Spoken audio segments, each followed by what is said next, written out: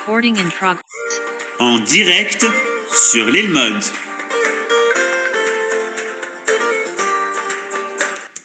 Mesdames, Messieurs, shalom à toutes et à tous. On se retrouve comme chaque vendredi avec le Rav Yehuda Ben Ishai de la communauté des Shlema. Ça y est, on a passé un nouveau livre. On est rentré dans le livre de Bamidbar. Il faut s'habituer. On a la deuxième paracha, c'est la paracha de Be'alotra. Et le thème de l'étude, la force de continuer. Bechavod Arav Ben Ishai. Je rappelle bien sûr que vous pouvez toujours dédier l'étude du vendredi. Shalom, shalom à tous et à toutes. Toda Rabba Aaron. Parashat Be'alotecha. Comme ça vient d'être dit par notre ami, on est en plein dans le désert. C'est le titre de ce livre, Bamidbar. On est en plein dans le désert. Et celui qui a déjà goûté à une situation de désert, c'est que c'est pas l'endroit idéal pour y vivre. Il n'y a qu'une chose qui peut en fait aider quand on est dans le désert. C'est d'avoir un chemin que l'on connaît et qui te permet de traverser le désert pour arriver finalement à bonne destination. Alors les enfants d'Israël, on a vécu ça il y a une semaine, ont reçu la Torah au Sinaï, dans le désert du Sinaï. Et après y être resté stationné pendant 1 an, arrive le moment de se mettre en mouvement. Au bout d'1 an, est construit le Mishkan, le tabernacle, exactement 1 an après le premier Nissan. Il y a cela 1 an avant, lors de la sortie d'Égypte, où il y a eu une sanctification du mois de Nissan pour la première fois. 2 semaines après, les enfants d'Israël sont sortis d'Égypte. 50 jours après, ils sont allés au Sinaï pour ce rendez-vous où leur a été déclamé les 10 paroles et ils ont resté là-bas, au pied de la montagne, pendant 1 an. Maintenant, ils ont construit 1 an après le premier Nissan à nouveau. De la deuxième année, ils ont construit le Mishkan.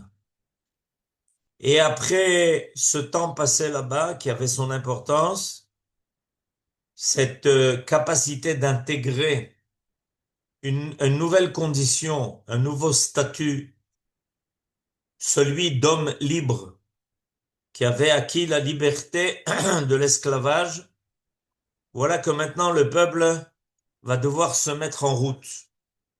Le but est bien clair, il est bien défini.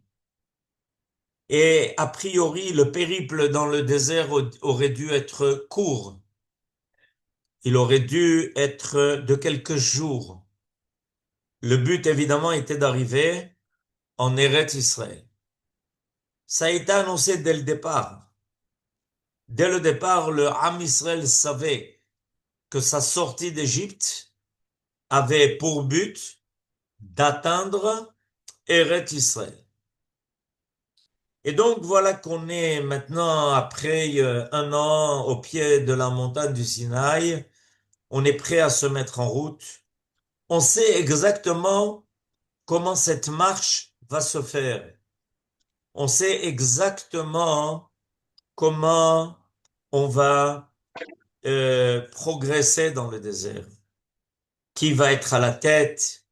Qui va être derrière? Quelles sont les tribus selon l'ordre qui a été prévu? Et en fait, on se met en route. Maintenant, comme je l'ai dit tout à l'heure, se mettre en route n'est pas évident. N'est pas évident parce que, en fait, il s'agit de tout un peuple. Imaginez tout un peuple qui doit maintenant se mettre en route. Pas évident. À chaque fois, il faut que chacun plie sa tente, rassemble toute sa famille et se mette en route. Mais il n'y a pas le choix. Il n'y a pas de choix parce que le désert n'est pas un endroit où on s'installe. En fait, le désert est un lieu où on est en route. Le Ham Israël doit connaître maintenant l'idée de se mettre, de se mettre en route. A posteriori, on sait que les enfants d'Israël vont finalement rester longtemps dans ce désert. Ce n'était pas prévu au départ.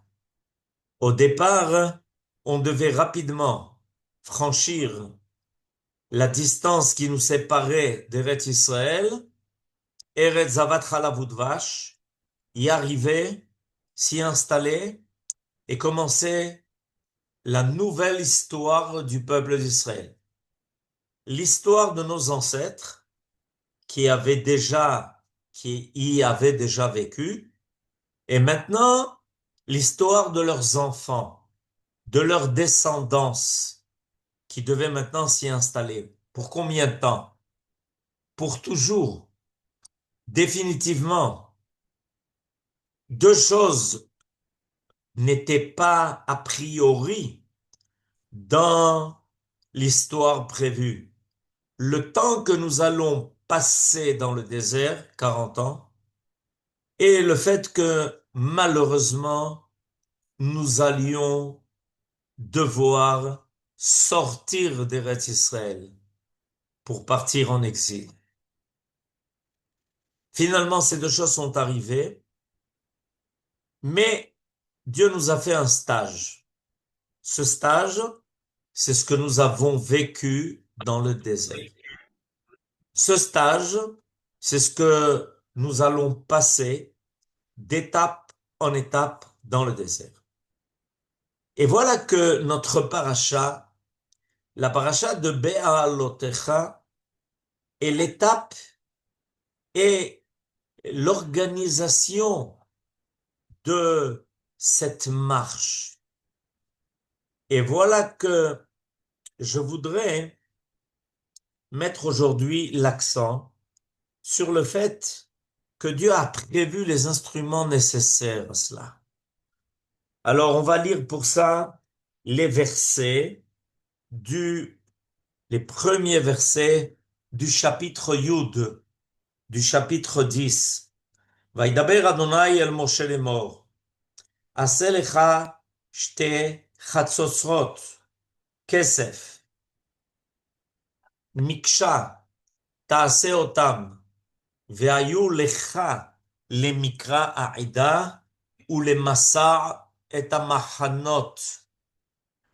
Dieu s'adressa à Moshe en disant, fais-toi 2 trompettes d'argent faites d'un seul bloc. Tu devras les faire comme cela. À quoi serviront ces trompettes? Chatzotzrot.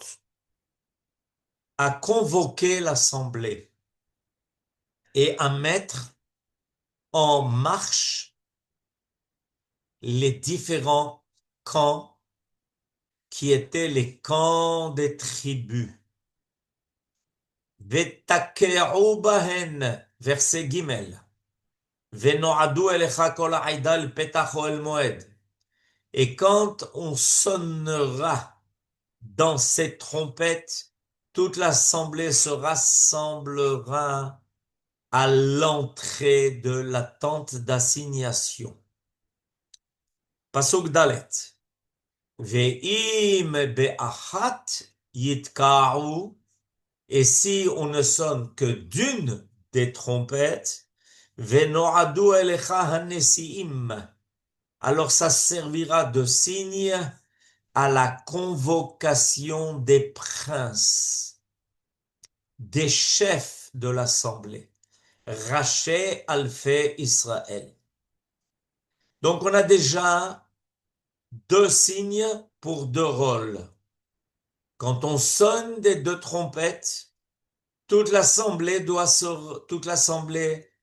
se réunir à l'entrée du Mishkan.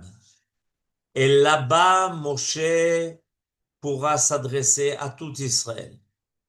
Si on ne sonne que d'une des trompettes, alors c'est un signe pour les chefs, pour les manigim, pour les nessiim, de venir vers Moshe Rabbeinu. Et il y a un troisième rôle.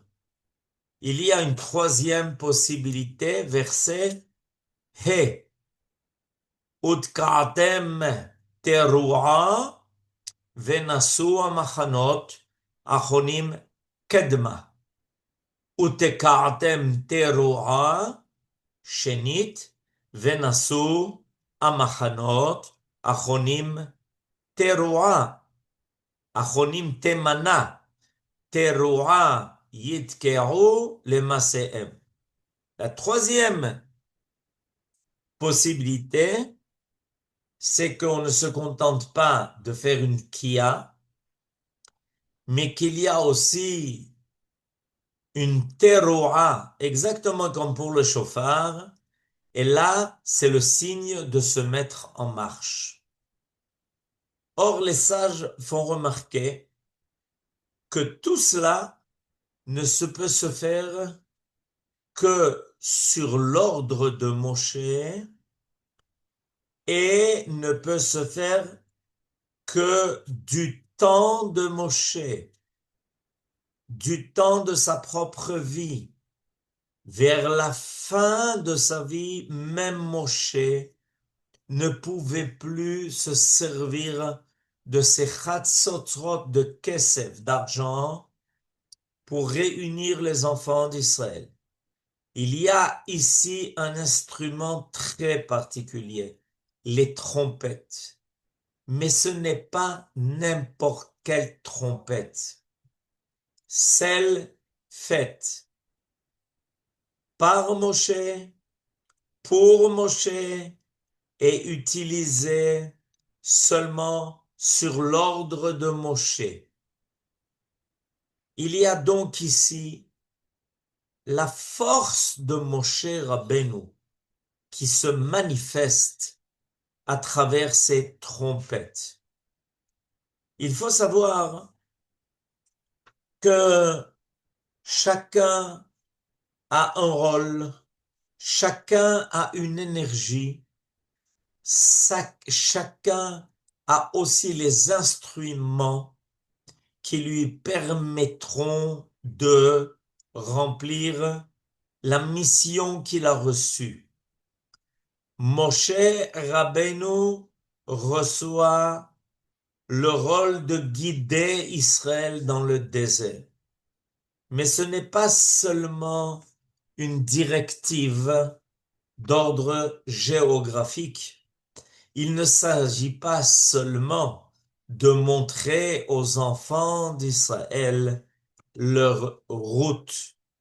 Il s'agit de beaucoup plus que cela.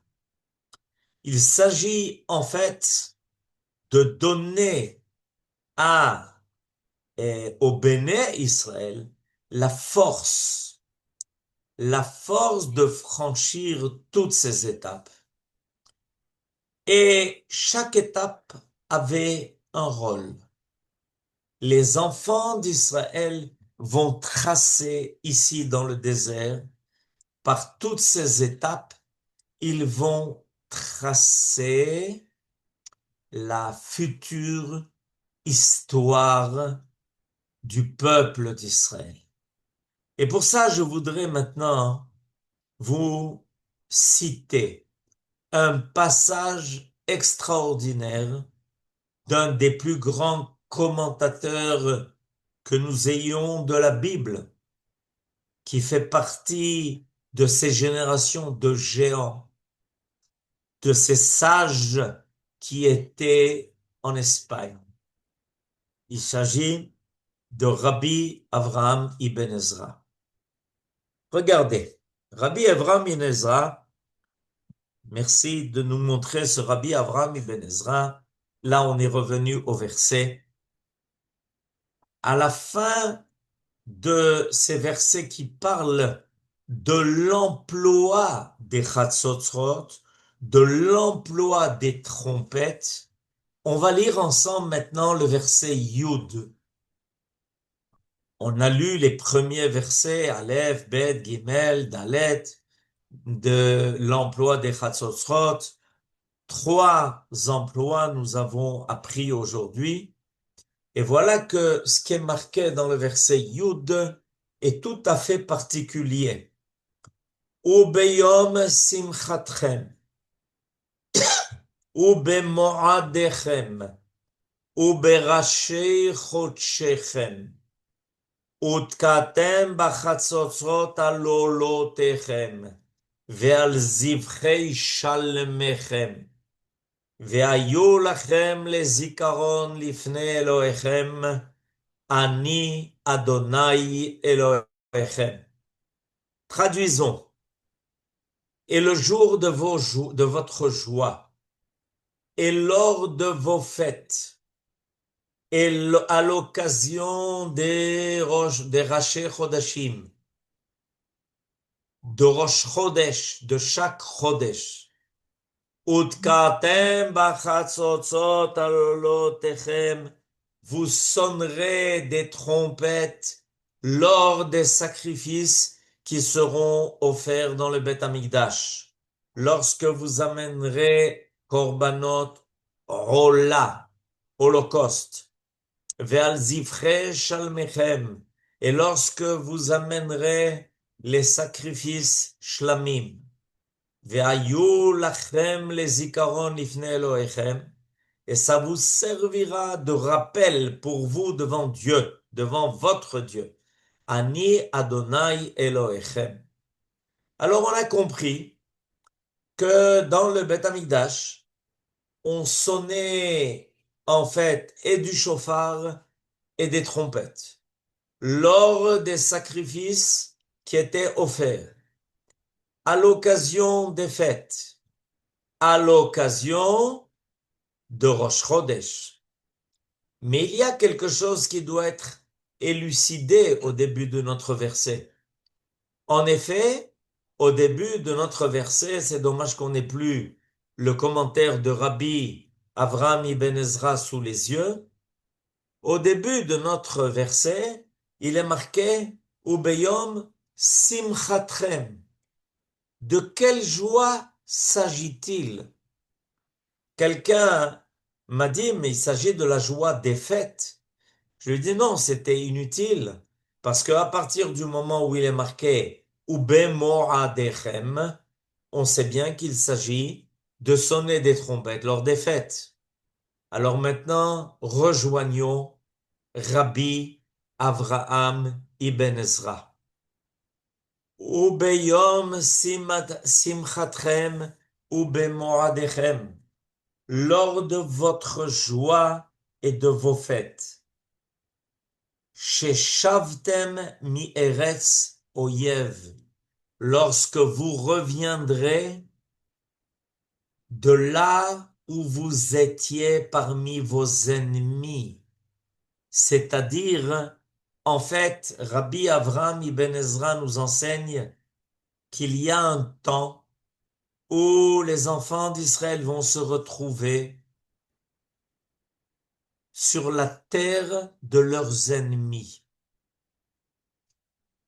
Soit parce qu'ils ont été faits prisonniers, soit parce que tout le peuple a été fait prisonnier lorsqu'il est parti en exil. O nitzachtem ha'oyvim ha'oyev haba alechem, ou lorsque vous aurez remporté victoire sur l'ennemi qui est venu se battre contre vous, ukvartem yom simcha, et à ce moment-là, vous fixerez un jour de joie pour remercier Dieu de votre retour, pour remercier Dieu de votre victoire.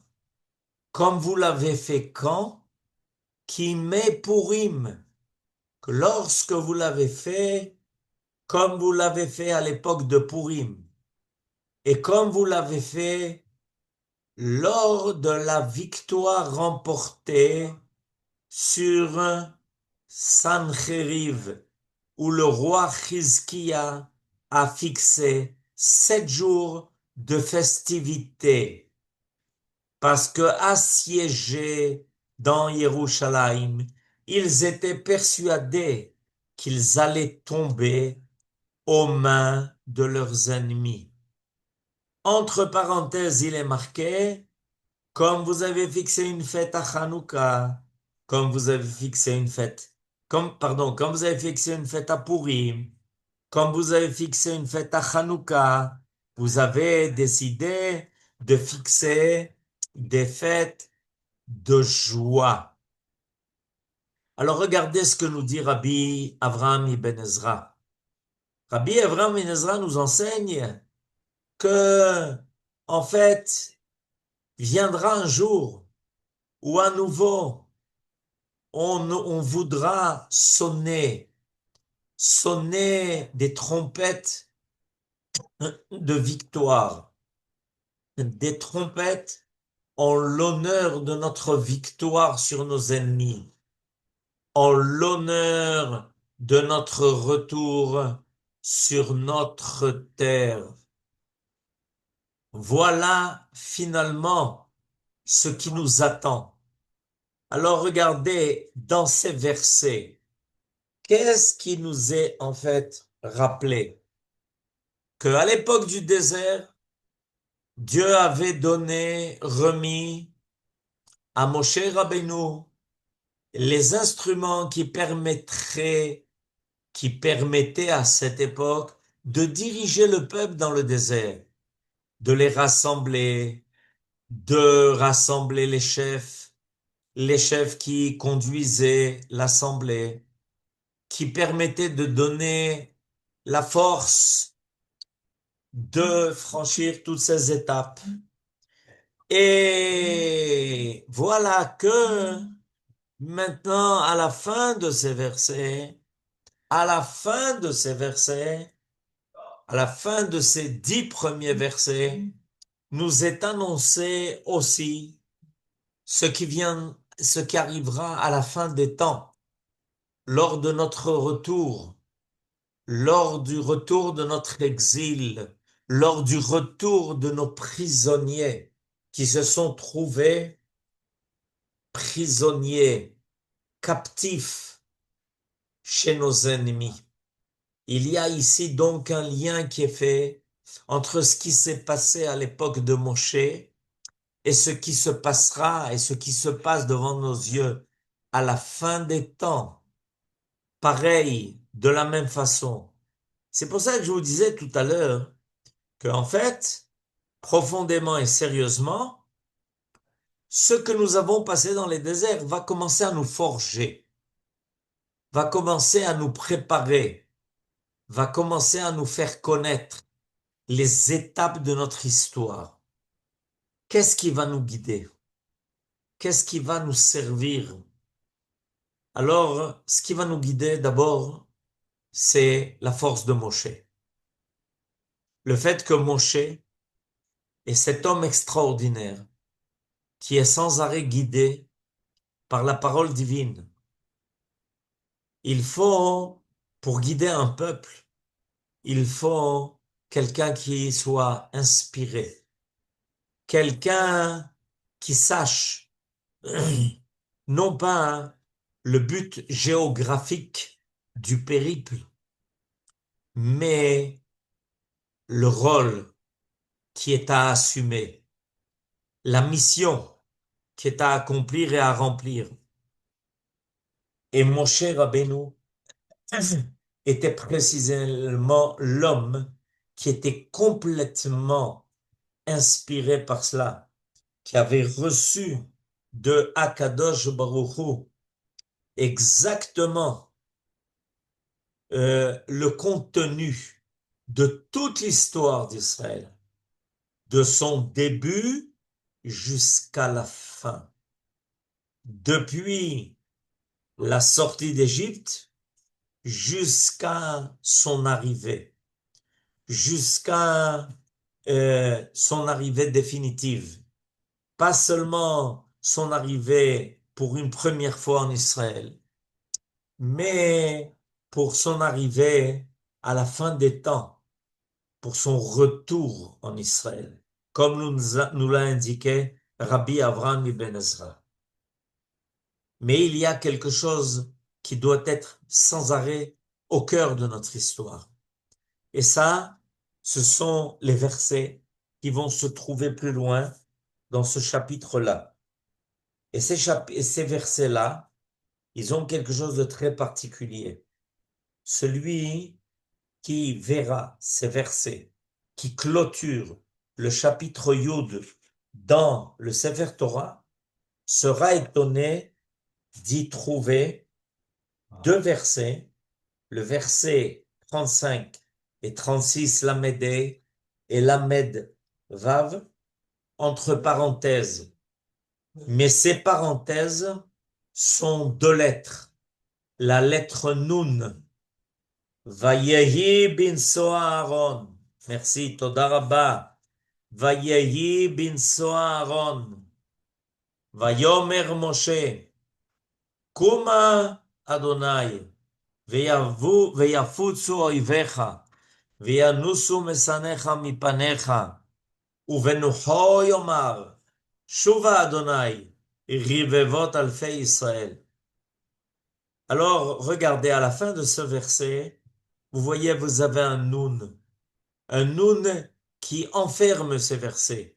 Sachez que, au début du premier verset, il y a un autre nun qui est en sens inverse. On ne le voit pas ici sur notre tableau, mais vous pouvez le vérifier dans le Sefer Torah qui sera ouvert Shabbat lors de la lecture de la Torah. Nun qui commence et Nun qui finit.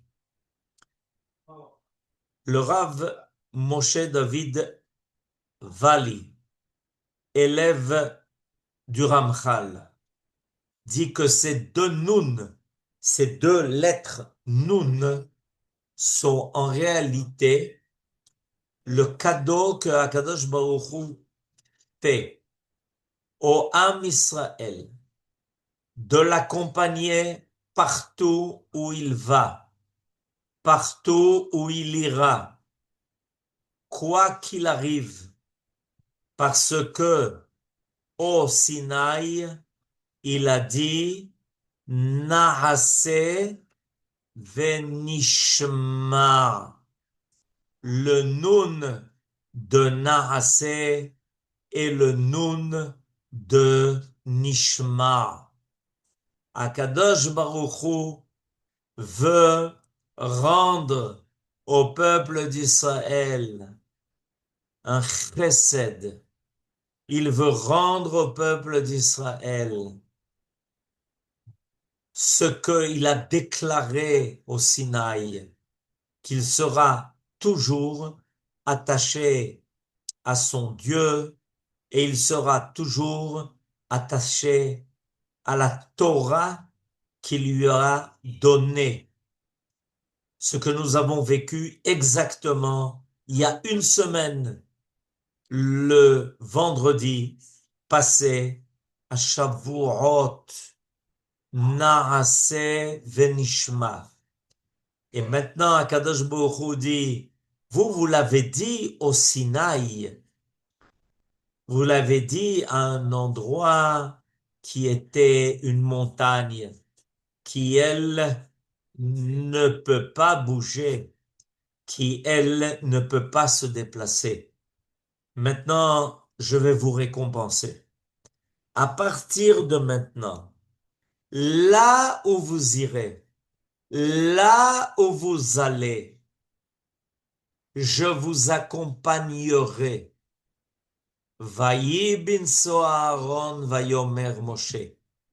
Vous serez en voyage, vous allez passer des étapes dans votre histoire, Et certaines fois, comme dans le désert, des étapes qui ne vont pas être faciles, des étapes qui vont être des fois des épreuves.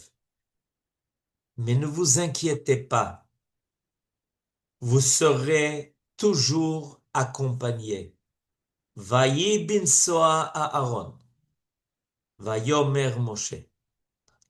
Et ça, en souvenir de cela, à chaque fois que nous sortons le Sefer Torah de son Aaron, alors nous disons ces versets, parce qu'on sort le Sefer Torah et on sait que ce Sefer Torah, là où il ira, là où nous irons, il ira avec nous.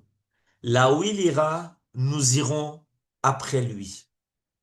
Et sachez que si vous êtes attaché à ce Sefer Torah, moi je suis attaché à cette Torah, c'est ma Torah. Donc là où vous l'emmènerez, je serai avec vous. Et un jour vous reviendrez de l'exil avec votre Torah et je serai là pour vous aider à franchir à nouveau toutes les étapes que nous avons passées dans le désert, les étapes que nous avons passées durant le long exil et les étapes que nous passons lors de notre retour en Eretz Israël, comme Rabbi Avraham Ibn Ezra nous l'a montré. Et Dieu est là pour nous accompagner, pour nous aider, pour, même si des fois nous commettons des erreurs, nous nous trouvons devant un obstacle qui paraît difficile, inattendu, parfois infranchissable, de la même façon que je vous aidais à franchir toutes ces étapes dans le désert, je serai avec vous toujours pour que vous les franchissiez, là où vous serez. Nous vivons aujourd'hui un temps extraordinaire. Le peuple d'Israël peut être fier d'avoir réussi à traverser le désert des nations, avoir survécu, avoir combien de fois subi la main dure de ces peuples qui se prétendaient civilisés, mais qui n'ont eu aucune pitié pour le peuple qui a reçu la Torah et qui est celui qui en est le gardien. Et après cela, voilà que maintenant le peuple d'Israël à nouveau est en retour pour sa terre et qu'à nouveau, cette fois-ci, non pas dans le désert, mais sur sa propre terre, doit aussi franchir les étapes de sa Géoula, les étapes qui lui permettront à ce moment-là d'éclairer de là où il est la Torah non plus du Sinaï, mais la Torah de Sion, qui mitzion tetse Torah. Nous pouvons être fiers que notre peuple ne se laisse jamais décourager et qu'une étape après l'autre, sans jamais baisser les bras, après que nous soyons forts de toutes les étapes que nous avons franchies dans le désert, de toutes les étapes que nous avons franchies chez les nations, nous sommes maintenant un fer forgé qui est capable de passer toutes les étapes de notre Géoula et à nouveau de montrer que nous sommes pleins d'assurance, parce que nous savons que le Dieu qui nous a accompagnés dans le désert nous a accompagnés dans le désert des nations, dans le long exil qui se finit et se termine et qui nous accompagne maintenant pour monter la montagne de Sion, pour faire entendre cette Torah au monde entier. Aucune des étapes n'a été superflue. Aucune des étapes que nous passons aujourd'hui est de trop. Chaque fois, nous grimpons. Chaque fois, nous acquérons une nouvelle dimension de notre être. Chaque fois, nous sommes ceux qui grimpons l'échelle et qui vont de là-haut montrer à l'ensemble de l'humanité et du monde là où il faut aller, parce que nous sommes munis de la lumière du phare le plus fort. Nous sommes munis de cette lumière dont Dieu nous a inondés, de celle qui a servi à créer le monde et à montrer la direction de l'ensemble de l'histoire de ce monde.